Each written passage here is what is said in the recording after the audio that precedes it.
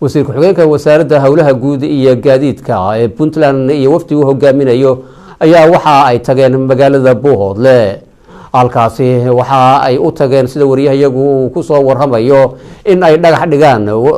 waddo laami ah oo Puntland ay ka dhisi doonto magaalada Buuhoodle علي دكتور ومركله وركن لوga soo diray Buuhoodle waa kan duleedka magaalada Buuhoodle waxa lagu soo dhaweeyay wafti badan oo ka socda maamulka Puntland waftigan waxa hogaaminayay wasiirka xogeenka wasaaradda howlaha guud iyo gaadiidka Cabdiraxmaan Yuusuf Faarax waxaana kamid ahaa agaasimaha guud ee hay'adda wadooyinka Puntland saraakiil ka socota xafiiska madaxtooyada Puntland iyo waliba waftigan waxa ku soo dhaweeyay magaalada Buuhoodle maayarka magaalada Buuhoodle ee maamulka Puntland أمر مهدي حاج ضيب أي ولبا قار كم الشراكيش عيد مدى بوهول sidoo kale halkaas waxa ka hadlay wasiirka xogeenka wasaaradda howlaha guud iyo gaadiidka Puntland Cabdiraxmaan Yuusuf Faarax iyo agaasimaha guud ee hay'adda wadooyinka Puntland waxayna ka hadleen ujeedada socdaalkan ay ku yimaadeen Buuhoodle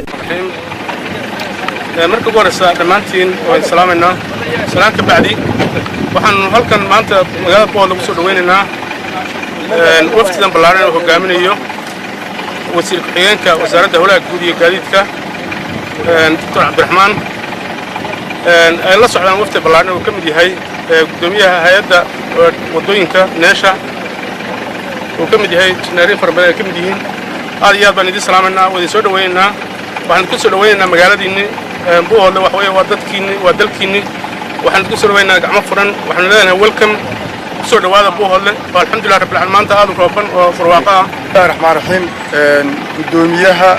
يوفتي نوغو سو دويي دغمada taliya ciidanka kibir Puntland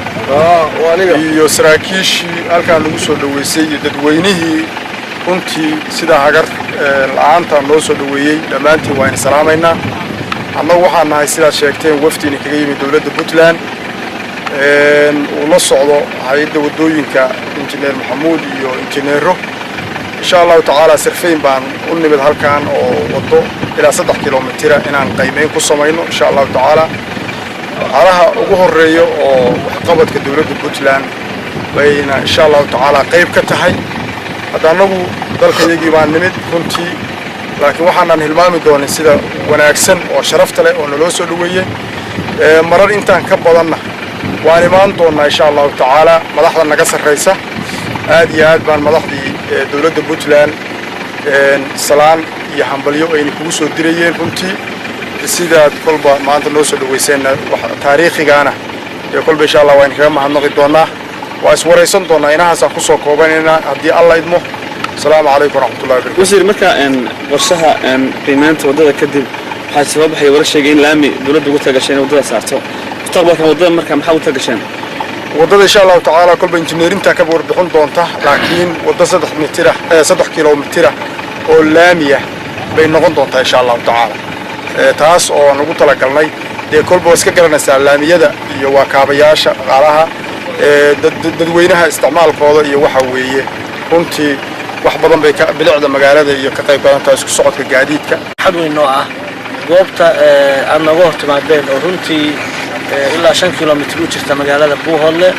وده تاسي لحوجة إيه ولا تنمدا إيه سودوينتا أنا سودوين إنسان أنا كدر يمكنه إن هذا وقت جينا غالي على نص وقتين فهمتي أنت دولة الحيوان حكى لي وزيرك سؤال ودي سحفيجو وكسب سن ودلا تري إنه هذا قيمين إنه غالي هذا واحد بحنته دولة بنتلان دي على إنه وحين كم تاي قرشياش أي دولة كهول مرينا يسون دقموين كبنتلان دولته ومدحوينا عبد الولي ومدحوينا كي هاي مدحوينا كنا كي هاي إنجنير عبد الحكيم وحي بلغ قادين إني أديجيدا لو قمان يبولشة هاي بنتلان للسمو سيستم اللوجاس kadibna waftigan ka socda maamulka Puntland waxa loo soo galbiyay gudaha magaalada Buuhoodle waxaana waftigan ay kulan dheer kula qaateen hoteelka weyn City Palace ku yaala Buuhoodle oo qaashay waxgaradka deegaanka Buuhoodle waxaana halkaasi si wada jir uga hadlay Caaqil Maxamed Ismaaciil Gurux Caaqil Cabdisamad Cali Xasan iyo Cuqaal aad u tiro badan dhamaantoodna waxay sheegeen soo dhaweynayaan waftigan ka socda maamulka Puntland iyo waliba dhismaha wadada dheer ee dhexmarta magaalada Buuhoodle maamulka Puntland ugu deeqay in wadadaasi la saaro laami alxamdulillaah rabbil caalamiin والعاقبة للمتقين ولا عدوان إلا على الظالمين وأشهد أن لا إله إلا الله وأشهد أن محمدا رسول الله صلى الله عليه وسلم أديان النحي وحقرت كقوة كعين سمدا مقاش ضمان وحانو halkan ku soo dhaweynaa waftiga qiimaha badan ka yimid Puntland hogaaminayo wasiir xigeenka howlaha guud Cabdiraxmaan Yuusuf Faarax iyo gudoomiyaha hay'adda wadooyinka injineer Maxamuud Cabdinuur aadan aad iyo aad baan waftiga qiimaha badan soo dhaweynaa waana sugaynay waxa weeyaa wax qabadkana aad iyo aad baan wax qabad diyaar u nahay wax naloo qabto Soomaaliyeed iyo daahayaga u soconaya yaa ilaahay ugu mahadnaqaynaa inay wanaagsan ku soo dhaweeyeen waxaan kaloo ku shukriyayaa haddii Puntland wax noo soo maray ilaahay noo keenay walaalahayo taana waa ku mahadnaqaynaa jeedka safarka iyagu sidaan saxaafadda u sheegnay waxay ahayd waddo townka magaalada laga dhisi doono haddii alla idmo laamiya oo 3 kiiloomitir taas oo ay tahay siyaasadda dawladda Puntland kaabayaasha dhaqaalaha in la kiciyo kuna jirtay ballanqaadkii xukuumaddii iyo dawladda hogaaminayaan madaxweyne Cabdulle Maxamed Cali Gaas iyo madaxweyne ku-xigeenka mudane